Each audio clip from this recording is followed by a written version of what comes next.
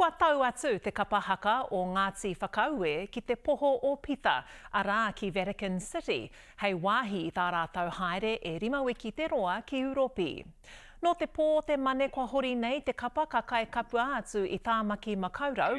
whātekau ngā uri e whakakanohi ana i te kapa ki etahi huihui ngā ahurea ki Itāria, me te aha kai koni atu i te rua te kau ngā tū kapahaka ka oti i a rātau.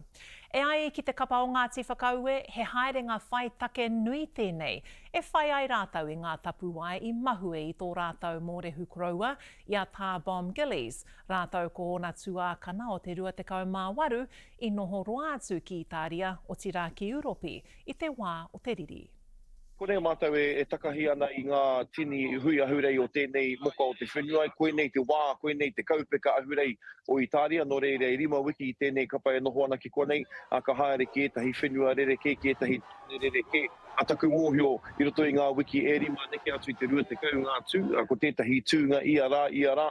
mutu ana tētahi wiki ka haere ki tētahi atu wāhi. Me pēnei te kōrero ka whai kiko ngā pūrākau i tēnei o ngā haerenga ka haere mātou ki ngā uru whākai reira o tātou pāpā o te kumupene bi o tira o te rua te kau mā waru e takoto ana ko Tengarangi Taura tētahi o ngā kaiako tuatahi o tēnei kapa. I mauhere hia e ngā tiamana i Kirihi mo te roanga o te pakanga tuarua o te ao ka hoki anō ia ki te kāinga kātū tēnei kapa o Ngāti Whakaue